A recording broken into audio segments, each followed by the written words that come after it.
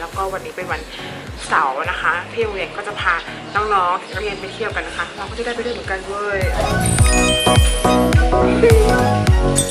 คุณป้าเขากำลังห่ออาหารให้ทุกคนไปเที่ยวนะคะน่ารักมากเขาทำคิมบับแล้วก็ห่อใส่กระเป๋าให้ทุกคนไปเที่ยวในวันนี้นะคะเป็นอยู่กับแบบพ่อแม่ลูกครอบครัวอะไรอย่างนี้เลย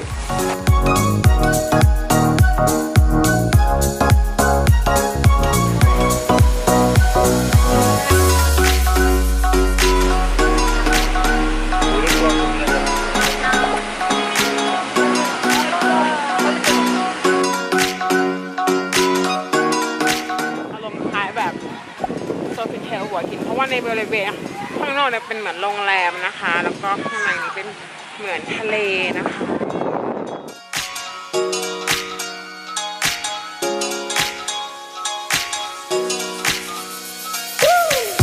แก๊งนี้เป็นไงโหป้าทางแก๊งคุณครูสั่งสปาเกตตี้อันนี้มาให้นะคะบอกว่าเป็นแบบเหมือนเวข้ามที่น้องฟามาที่นะคะก็เลยสั่งอันนี้ที่เกิดที่ฟ้านะคะคงต้องกินไหมอ่ะเนี้ยนะคะโอเค cheat day again เอาว่าขอแบ่งไปเหลือประมาณเท่านี้พอนะคะ and they ate โอเคมันเยอะไปอย่างนี้อันนี้คือแบบทางโรงเรียนแล้วนะคะเขาพามาทานข้าวข้างนอกนะคะน่ารักมากอะโอ้ให้เวลามาช้อปปิ้งนะคะเราก็เลยจะมาช้อปปิ้งที่ซูเปอร์มาร์เก็ตนะคะเพราะว่าที่นี่มาทำอาหารเองได้ก็จะซื้อของไปทำอาหารกินเองนะคะได้เจอแบบขนมปังรสต้นหอมเหรอซื้อมาแล้วก็ดิเล็กมากอะน่ารัก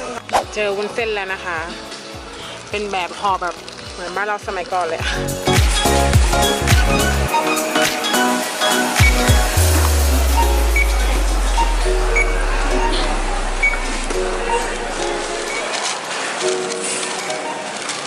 ถุงกระดาษน่ารักจัง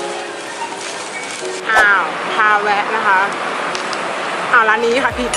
อันนี้นะคะเป็นแบบโคเรียฟู้ดที่สำคัญคือบุฟเฟ่ค่ะเย้บุฟเฟ่ว่ะทุกคนบุฟเฟ่แบบดินเนอร์บุฟเฟ่อะเอาไงอะ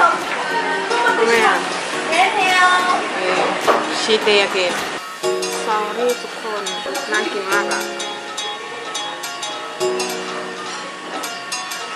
อย่างที่ฟ้าเลือกทานมานะคะก็จะมีเส้นปลาค่ะเส้นปลาคือเส้นปลาแท้นะคะแล้วก็เป็นต๊อกโบกีแต่ว่าคือพยายามเอาแป้งออกแล้วก็กินแต่เส้นปลาแล้วก็แครอทอะไรอย่างนี้นะคะแล้วก็เป็นไก่ค่ะแล้วก็พยายามเลือกเอาหนังออกนะคะแล้วก็เป็นน้ำซุปปลาแห้งนะคะซุปกิมจิฟ้าทานไม่ได้เพราะมันมีหมูนะคะก็ประมาณนี้ก็น่าจะรอดอยู่นะเฮลตี้สไตล์ในบุฟเฟ่อาหารโคเรียเล้งโมมิ Korean traditional noodles โอเค thank you Good morning ค่ะทุกคนตอนนี้เป็นเวลา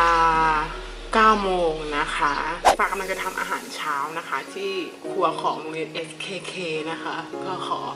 เขาทำอาหารนะคะเพราะว่าอยากทำอาหารทานเองนะคะก็ยังไม่รู้นะคะว่าจะทำเมนูอะไร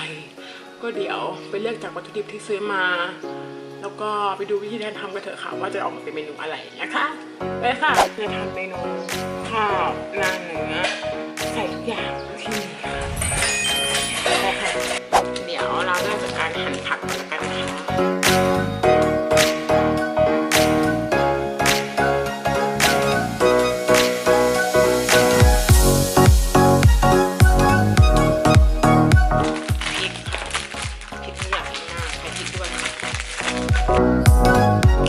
ค่ะทุกคนจริงๆเนื้อสัตว์ทุกชนิดสามารถทานได้นะคะเพราะว่าโปรตีนเนี่ยค่าโปรตีนเนี่ยใกล้เคียงกันนะคะไม่จำเป็นต้องทานแต่เนื้อไก่นะจริงเนื้อวัวเนื้อหมูเนื้อปลาเนื้อไก่ทานได้ทุกเนื้อเลยนะคะแต่ว่าให้เราพยายามเลี่ยงไขมันออกนะคะอย่างเนี้ยฟ้าจะทานเนื้อใช่ไหมคะก็จะพยายามเอาไขมันออกไปนะคะน้ำมันอ่ะเราจะใช้น้ำเปล่าแทนน้ำมันนะคะเมนูนี้เทลงไปแหละเทลงไปประมาณนึงนะคะพอน้ำมันเริ่มเดือดเราก็จะใส่อันนี้ก่อนนะคะใส่หอมใหญ่ก่อนเพราะว่าจะให้น้ำซุปมันหวานๆนะคะแล้วก็เคี่ยวหอมใหญ่ไปในตัวเลยนะคะหอมใหญ่เป็นผักที่แบบ ที่มีรสชาติหวานโดยธรรมชาตินะคะแล้วก็น้ำตาลไม่ค่อยเยอะถ้าใครแบบต้องการรสชาติติดรสชาติหวานๆอะไรเงี้ยก็ให้ใส่หอมใหญ่หรือว่าแครอทหรือว่าหัวไชเท้าไปในน้ำซุปก่อนมันจะทำให้รสชาติอาหารหวานขึ้นโดยที่แบบไม่ต้องเติมน้ำตาลเลยคือพวกซอสปรุงรสอะไรต่างๆนี้นะคะเราควรใส่แต่น้อยนะคะไม่ควรใส่เยอะค่ะเพราะว่าพวกนี้คือตัวโซเดียมที่ค่อนข้างสูงเลยนะคะคือใส่ได้แต่ว่าให้ใส่แต่น้อยนะคะคือจากเมื่อก่อนใส่แบบ3 ช้อนโต๊ะก็ให้เหลือ2 ช้อนโต๊ะ1 ช้อนโต๊ะอะไรอย่างเงี้ยค่ะเขาลดปริมาณลงมาแต่รสชาติอาหารก็ยังมีอยู่นะก็พยายามแบบลองทานรสชาติที่อาหารแบบจริงๆบ้างอะไรอย่างนี้นะคะเสร็จแล้วนะคะข้าวหน้าเนื้อใส่ทุกอย่างที่มีของเรานะคะเพราะว่าพาจะอยากได้ไข่ดาวอีกอันหนึ่งได้ปะได้ทำไข่ดาวดีกว่านะโอเคค่ะทุกคนไข่ดาวเรามาเรียบร้อยแล้วนะคะแล้วก็เพิ่มพริกลงไปอีกนิดนึงนะคะเพราะว่าอยากกินเผ็ดมากๆมาเริ่มเจาะไข่แดงก่อนแล้วกันมาปะเดี๋ยวไปกินกันเลยดีกว่านะคะไปค่ะถึงแล้วนะคะคาเฟ่ที่เราจะมานั่งไม่รู้ว่าตรงนี้มันเรียกว่าถนนอะไรนะคะแต่ว่าร้านนี้ Coffee Factory นะคะที่เราอยากมานั่งนะคะอันนี้เป็นโซนด้านนอกนะคะติดริมถนน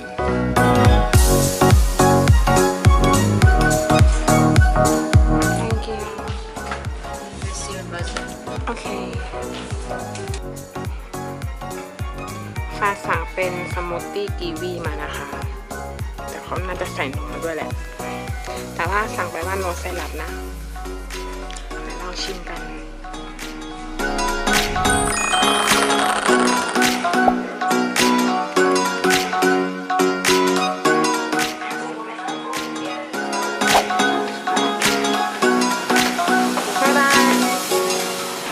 ตอนนี้อยู่บนแท็กซี่นะคะกำลังจะไป IT Park นะคะไปทานข้าวเย็นกับพี่คนไทยนะคะที่เจอที่นี่แหละก็เดี๋ยวว่าไปที่ IT Park เลยละกันไปค่ะตรงนี้น่ารักจังนี่น่ารักจังเหมือนอะไรเนี่ย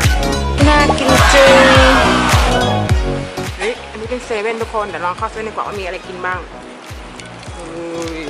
เพิ่งเคยเข้าเซเว่นที่นี่ครั้งแรกนะคะโอ้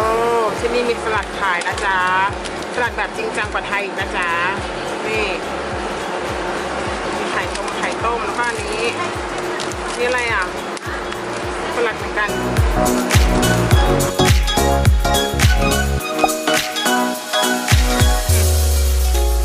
นี่เข้ามาแล้วโอ้ยเฮ้ยเจ๊จากที่เดินเลือกกันมาประมาณ2 ชั่วโมงครึ่งนะคะแล้วก็เสิร์ฟที่ร้านนี้นะคะเป็นแบบราเมงนะคะ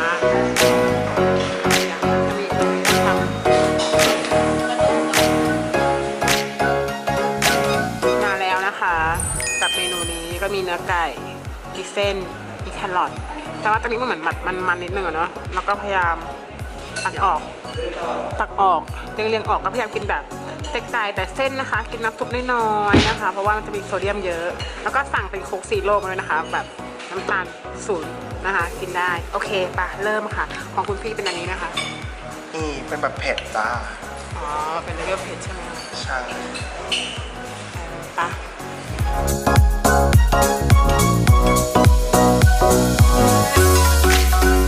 เราเลยบอกว่าตอนแพนไปเที่ยวกับเพื่อนๆแบบเพื่อนเกาหลีเพื่อนเวียดนามญี่ปุ่นแล้วก็ไต้หวันเนี้ยเราไปด้วยกันแบบประมาณ4-5 คน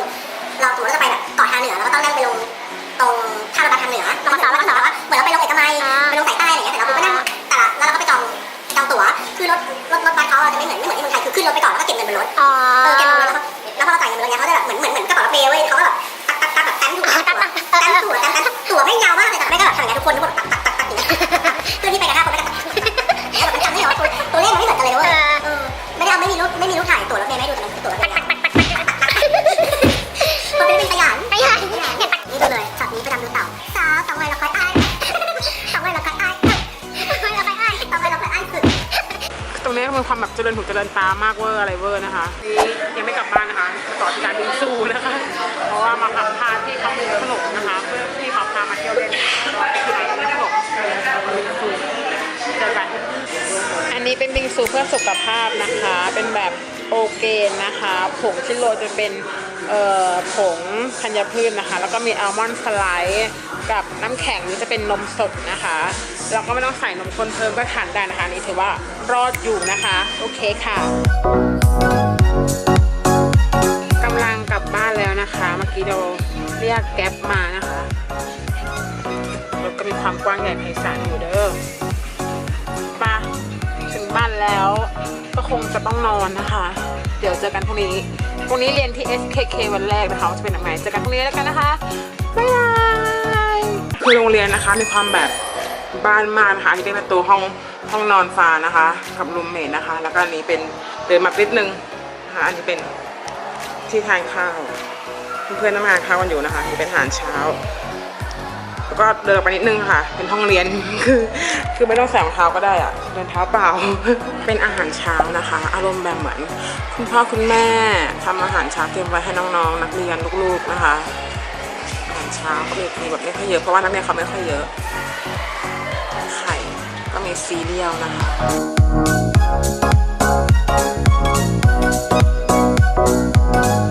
Do you have also business? No, it's my family, it's a sister and brother, my owner business. Ah, okay. So you have many business. Yes. Oh, the same business with your sister and brother, or no? No, different.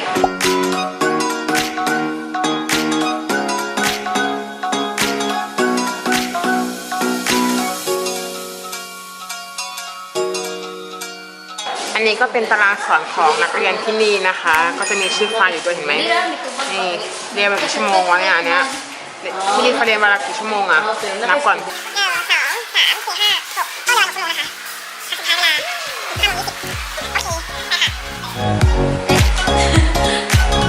อันนี้ก็เป็นห้องเรียนแบบว่าตัวต่อตัวเหมือนกันนะคะ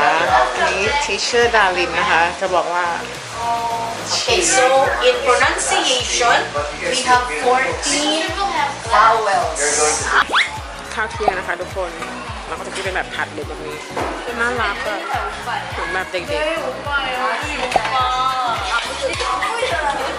มันผัดลุมนะคะข้าวเที่ยงนะคะ ก็จะมีความแบบเป็นแบบถาดหลุมน่ารักนะคะนี่เป็นข้าวเที่ยงของที่ SKK นะคะ ก็จะมีข้าวเป็นข้าวเกาหลีข้าวมันจะหนึบๆอ่ะแล้วก็มีไก่ทอดนะคะไก่ทอดซึ่งฟ้าก็จะลอกหนังออกก่อนนะเพราะว่าเขาทอดมันทอดมาก็จะลอกหนังออกก่อนนะคะก็อาจจะยุ่งยากนิดนึงแต่ว่าก็ได้อยู่นะไม่ยุ่งยากหรอกแล้วก็เป็นข้าวโพดนะคะข้าวโพดแบบเหมือนสลัดไข่น้ำสลัดแล้วก็มีกิมจิมีแตงโมนะคะแล้วก็มีซุปสาหร่ายค่ะโอเคแค่นี้ก็รอดแล้วเนอะชีวิตแบบเฮลตี้ฉบับวิธีคนจะผอมนะคะโรงเรียนที่เขาก็แบบอารมณ์แบบว่าค่อนข้างไม่ได้ใหญ่มากนะคะอยู่เป็นแบบครอบครัวอะไรอย่างเงี้ยค่ะคือพี่ยังนี่เรามา30 คนขนาดนะคะนี่เรากำลังรอเรียนคาบ1 คาบบ่ายอยู่นะคะตอนเรียนอีก3 คาบบ่ายเรียกเป็นคาบบ้างเรียกเป็นอะไรเรียกเป็นวิชาเรียกเป็นคลาสรอเรียนอีก3 คลาสนะคะต้องเรียน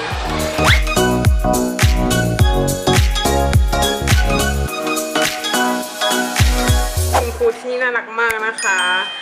ฝากบอกให้เขาแบบว่าให้แบบแนะนำอาหารฟิลิปปินส์หน่อยแล้วเขาถามว่าชอบทานอะไรเขาบอกว่าชอบทานกล้วยหอมเขาก็แนะนำอันนี้มาเว้ยคล้ายๆแบบเหมือนแป้งแล้วก็ไส้กล้วยหอมแล้วก็มีน้ำตาลโปะอ่ะเฮลตี้ปะล่ะ อย่าลองชิมเป็นยังไงขอบคุณมากอ่ะคุณน่ารักประทับใจทุกคนตอนนี้นะคะเลิกเรียนแล้วนะคะเป็นเวลา5 โมงเย็นนะคะก็เดี๋ยวจะมาทำอาหารเย็นทานกันนะคะ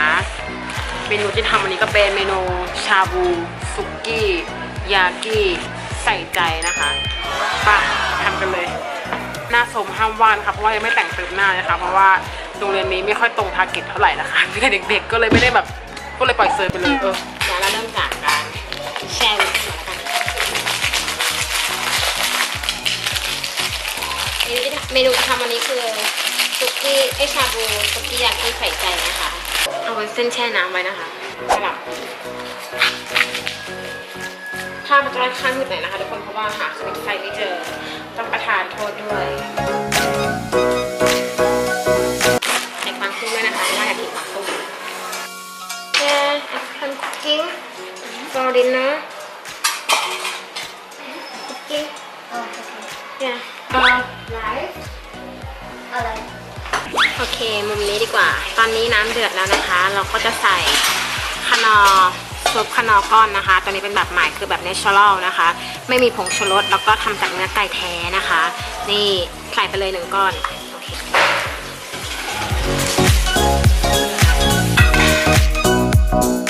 ใส่คนอร์เสร็จแล้วนะคะเขาจะใส่อันนี้ต่อนะคะเป็นหอมใหญ่นะคะนี่เพราะว่าให้น้ำซุปมันแบบหวานๆอะไรเงี้ยและนางเอกของเรานะคะน้ำจิ้มซุกี้ตาใส่ใจนะคะลดน้ำตาล 60% ลดโซเดียม 35% นะคะไม่มีสารกันบูดไม่มีผงชูรสนะคะไปซื้อกันได้เลยที่เลมอนฟาร์มแล้วก็ออนไลน์นะคะแอดใส่ใจ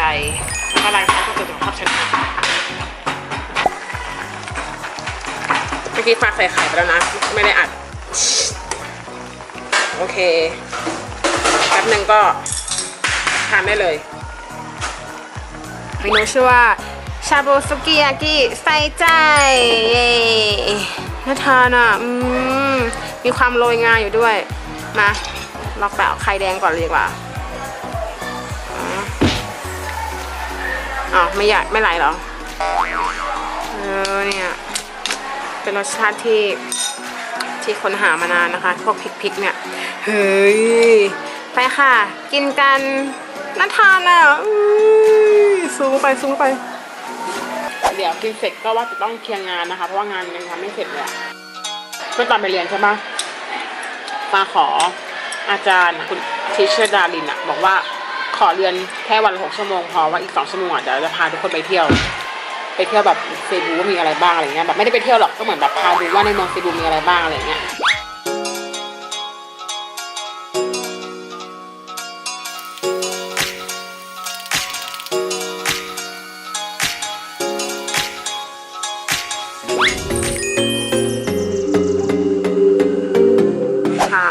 ได้ประมาณนี้เพราะว่าที่เหลือมันเป็นมันแล้วก็หมูนะคะเดี๋ยวฟ้าก็จะใส่อันนี้อีกด้วยอันนี้นะคะไปเริ่มค่ะไปเรียนกันเดินมาแบบ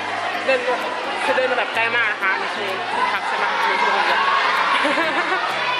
มาไปเรียนกันเถอะ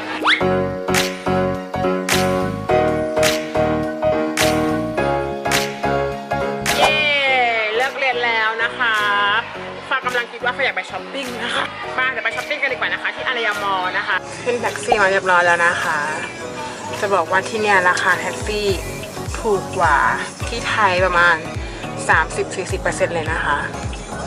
จะแก๊ปแต่แท็กซี่ตามถนนอะไรเงี้ยราคาถูกกว่าคือฟ้าเลือกนั่งแท็กซี่อ่ะไม่นั่ง2 แถวแต่2 แถวเนี่ย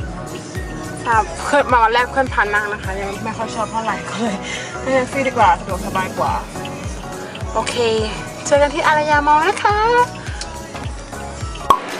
ตอนนี้เอาจริงอยากกินส้มตำปูปลาปูม้าหอยดองเมี่ยงปลาเผาหลักรามอะไรเงี้ยที่นี่มีไหมเมี่ยงปลาเผาอ่ะนี่ก็เป็นร้านอาหารที่ของที่นี่นะคะโซนอาหารจะหาอะไรทานแบบเฮลตี้หน่อยแล้วกันเนาะที่นี่ซิดเลอร์ไหมอ่ะ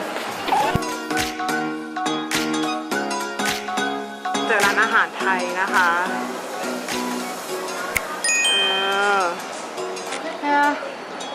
จะไปดูเมนูก่อนว่ามีอะไรบ้างไทยฟู้ด Yes, Thai food and Vietnamese. เวียดนามสรุปจบที่ร้านไก่ย่างนะคะทุกคนกินอะไรดีอ่ะเป็นเหมือนอาหารที่ฟิลิปปินส์นะคะเนี่ยกินอะไรดีคะมาแล้วนะคะ1 อย่างไก่มีความหอมมากอ่ะมีข้าวมีมะนาวมาให้อันนี้เป็นอีกเมนูหนึ่งนะคะมีไข่ต้มต้นหอมแล้วก็เหมือนเป็นแบบวุ้นเส้นอ่ะหน้านี้คืออะไรอ่ะฟักทองเหรอไม่แน่ใจเดี๋ยวลองชิมแล้วจะบอกนะคะชิมอันนี้ก่อนนะว่านี่มันคืออะไร คืออะไรไม่รู้อ่ะทุกคน มันไม่ใช่ฝักทอง แต่มันคืออะไรไม่รู้อ่ะลองชิมไก่ไก่ก็พยายามแบบเล็กไม่กินหนังนะคะเอาหนังออกโอเคค่ะทุกคนทานข้าวไปก่อนแล้วนะคะค่ะช้อปปิ้งกันเลือกที่นี่ก่อนเลยค่ะ H&M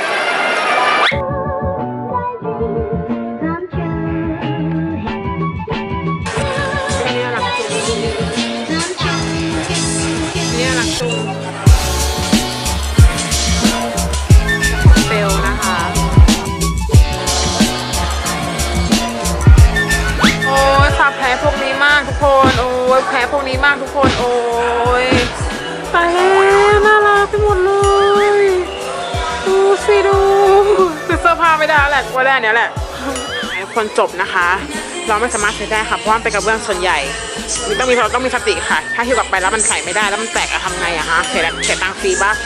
ได้มานี้มาเฮ้ซื้อผ้ากับแฟนเลดไม่แตกแน่นอนไปค่ะดูเสื้อผ้าต่อจะบอกว่าที่นี่ใช้บัตรได้นะคะ เรียบร้อยค่ะ ไปค่ะต่อไปค่ะยังไม่ได้เสื้อผ้าค่ะอยากเสื้อผ้าก่อน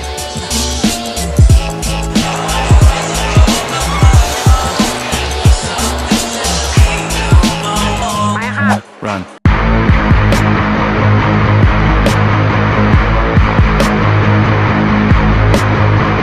ค่ะทุกคนไปเหมือนโกหก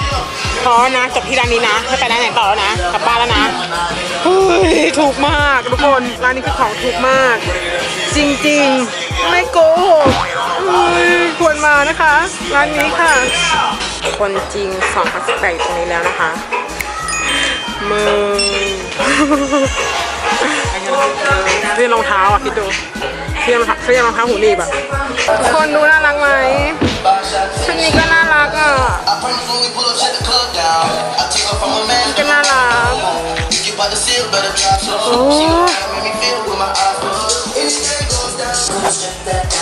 เขาต้องได้อีกแน่ๆเลยอ่ะมีรางสังหรณ์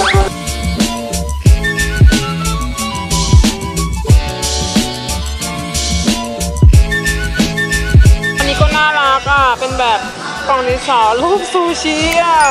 พอใส่เครื่องสำอางอะไรก็ได้เนาะในกระเป๋าใส่เครื่องสำอางอะไรอย่างเงี้ยอันนี้รูปแฮมเบอร์เกอร์น่ารักจุ้งเท่าไหร่คะ595เปโซค่ะน่ารักไหมกระเป๋าใส่เหรียญรูปอะโวคาโดต้องเสียง2เลยทีเดียวเท่าไหร่คะ300แบต Wi-Fi หมดนะคะทุกคนก็เลยต้องเข้ามาที่ร้านนี้เพื่อขอชาร์จ Wi-Fi และสั่งน้ำส้มคั้นไปและเดี๋ยวเราจะไปที่ซูเปอร์มาร์เก็ตต่อกันโอเคนะคะไปค่ะตอนนี้อยู่ที่ซูเปอร์มาร์เก็ตแล้วนะคะแล้วไปช้อปปิ้งกันก่อนไปนี่อันนี้มาเลเซียด้วยน่ากินจุงจะไปลองไหมแต่ว่าของเก่ากินได้หมดเลยนะคะอันนี้เป็นแบบอัลมอนด์